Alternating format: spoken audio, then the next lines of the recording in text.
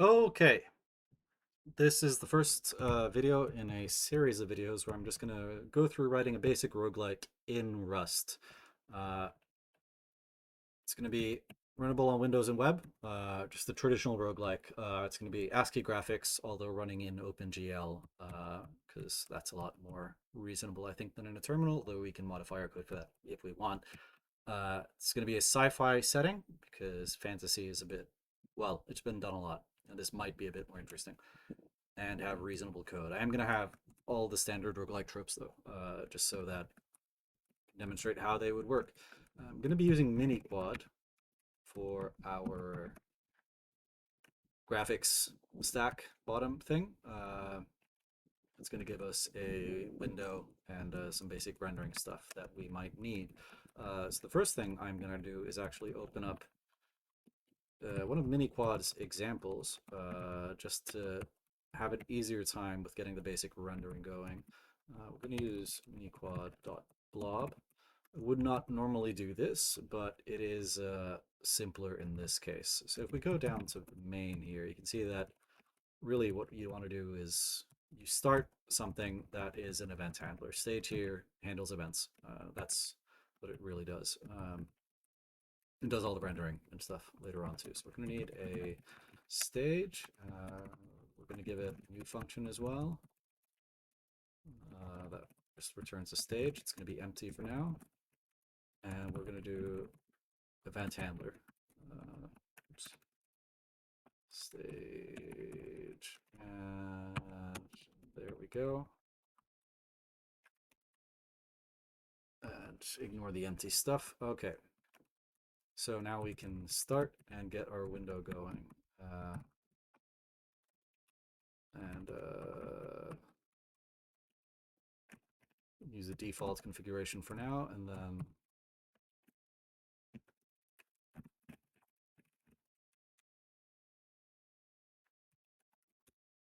I think that's it.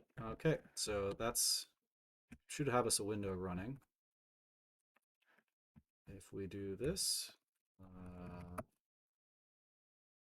compiles quite fast because Miniquad is quite small, doesn't have dependencies. It's quite nice in that way. So there we go, an empty window. That's step one done. All right. This is meant to say colored quad. All right. So what do we actually need to do that? Well, we need a rendering backend. This is an abstraction over OpenGL and Metal, I think, and we don't care about Metal, so, well, that part doesn't help us, but it is what it is. Rendering backend. And we are going to need pipeline and bindings in order to actually render something out. The pipeline has things like the shader in it. The bindings is the actual texture, the meshes and textures that we want to draw go in there. So what do we do for this stuff? Okay, so context is a well, it's got all sorts of stuff in it, but initialize it like that. So we can start by doing our verts or our mesh. I'm not going to use the same kind of definition they have here. I'm just going to do a tuple struct of two vec2s. Whoops, vertex, and the vec2 is also just going to be a tuple of two floats, and these need to be in the C representation. So let's do that, and yeah, let's do our mesh. We need a, you know what, I'm going to rename this BERT.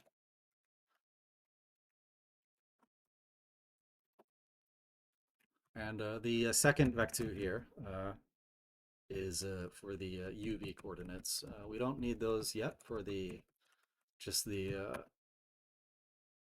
text, or not textured, colored quad, but they will be useful later on. And I can just note that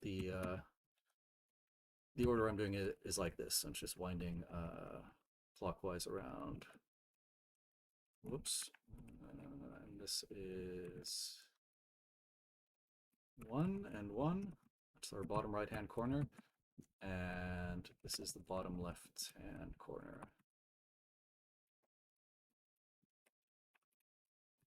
And to make a vertex buffer out of that, we use context to create a new buffer. The type is it's a vertex buffer. Usage, it's immutable. We're not messing with it. And we're making it from our verts. Oops, that needs to be a capital S. Okay, and similarly, our triangles is 0 to 3. That should work. This is clockwise winding. And make a new buffer for that. And this one is an index buffer. It is still immutable. And there we go. So we got our verts and tries. They do a texture here as well. We're going to ignore that for now. We're just going to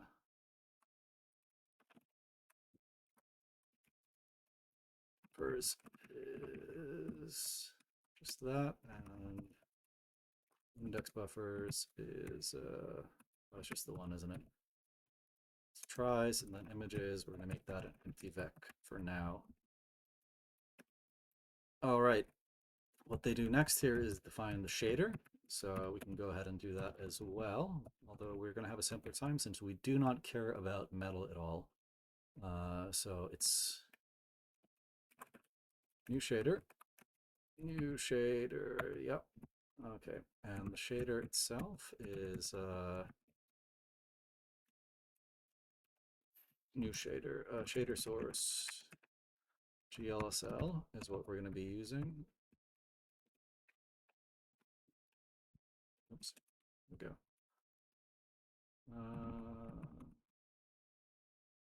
This needs to be unwrapped as well. All right. In this case, they have strings here in the source code itself that are the shader. I'm going to be making a folder instead and putting them in there because that's a bit easier, I think, and I get nice syntax highlighting. So we need vertex.glsl, and I'm just going to go ahead and copy the existing one. We're going to be modifying it later on, but this is a good baseline just to see that we can do things. Oops. And get rid of those. Part of the issue here is that we want to be in version 100 to make sure that we can run on the web without issues. I have had problems using different OpenGL or GLSL versions doing that. So at least this way we know that it works. I'll try and do a web deploy later on and see if that actually holds true, but for now, this should be fine. There we go. Okay, and we are going to go ahead and not use the texture sampler for this. We're going to go and use just the color red. It's a nice color for our fragments. Is there anything in the vertex shader that we need to remove as well? We don't care about that. We can keep this. Basically, it's just modifying the vertex position by an offset. It's adding that to it. Yeah. So, just gonna shaders, shaders slash vertex.glsl. Is that not? Yep. And fragments. And this needs to be a shader meta. And this basically defines what the uniforms are. We can again copy this one. It's going to be an easier time. Oops. Images is not going to be that though. Images is going to be empty vec, but this we can use. Might be better to put these in a different place later on. I mean, realistically, we're not going to be doing much with the shaders after, well, next episode, I suppose, when we actually get the stuff writing properly. All right, so we have our shader. Let's make the pipeline. Actually, you know what? I'll just copy paste this because that's what I'm realistically doing anyway. That's fine. And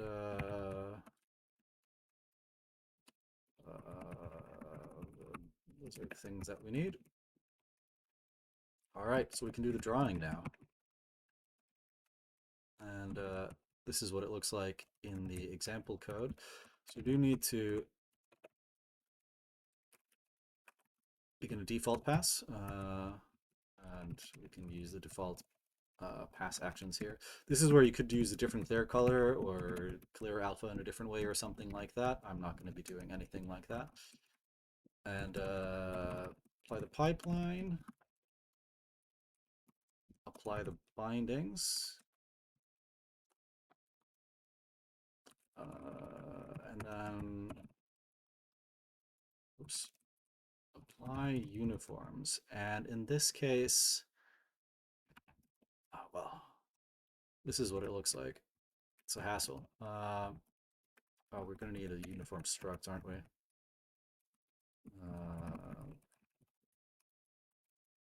Offset is a vec2. So, uniform source, table, and then it's offset, and we can do, this could do no offset for now. What's the issue there? No, that's wrong. Source table, there we go. And then draw starting from index 0, and we're doing 6 indices in the index buffer, and we're only doing this once. We're not doing any instancing. Oops, go with that, and then end the render pass and commit frame.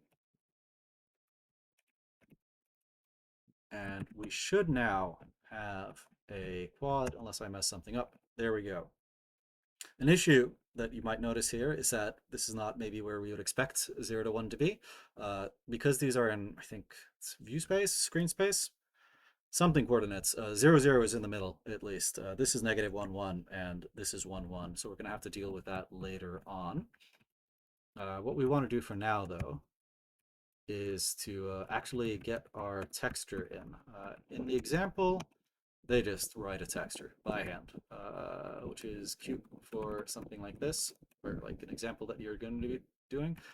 I am going to go ahead instead and pull in texture that we have. So what does it look like when you decode a PNG? Well, they have a nice handy example that we can use to see. We're going to need a decoder. And instead of opening a file, because we can't really open files well on the web, and also, I mean, we don't really want to open a file here. We want to have the file ready. What we're going to do, it's going to include the bytes directly. I have a texture here in the project that I am using. So it's a decoder from that, and read the info. Wrap that. I'm just going to assume this works. And we need a buffer to put all of our stuff in. Just going to be a bunch of zeros, bytes, basically, U8s. That's a macro, not a function. Ooh. Oh, yes. Okay. So we can't just do it on the bytes. We need to do it on a slice of the bytes, or slice of all the bytes. There we go. That transforms it into a slice. And the reason this is next frame is because PNG actually is an animated format, or can be an animated format. So the picture that we're getting is actually the first frame of it. We could actually go ahead and look at that info that we're getting, because this will tell us what the PNG is. So it's 128 by 256. The color type is RGB. That's going to be important. Okay, so uh, I'm going to grab the amount of bytes that we need. Now we have something that we can make a texture with. We're not going to be doing it from RGBA8 because we have RGB 8 only. There's no A. So we're going to do bytes, and then we're going to do make texture format is the struct. Yeah, and fill in with default at the end. Width, we get that from the info. Same for the height. No, this is texture details, isn't it? Texture grams? Yeah, that's what it is. Okay, so texture or format, I think is what this is called. And it's RGB 8s. Skipping the alpha channel. That's important. And we're going to go ahead and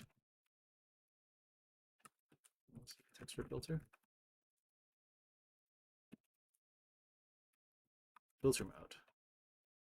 I'm going to do nearest neighbor filtering for the min and mag filter. I suppose it's just the mag filter that matters.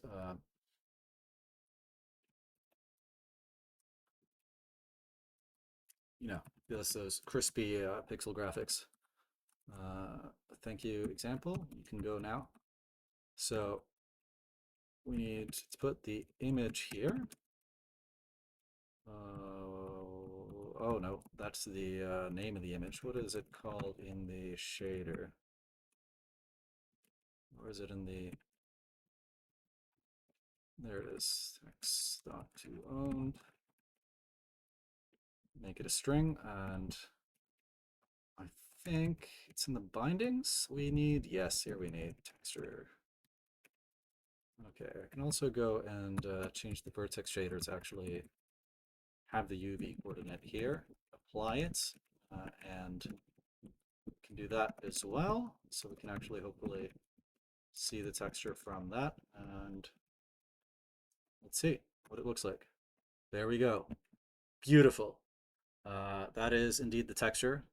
It is white and pink, or magenta. That is something that I will address next time. Yeah, that is how you mostly copy the quad example to get yourself some basic rendering going. And next time we're going to be actually turning that into a grid of cells with the part of the texture that's relevant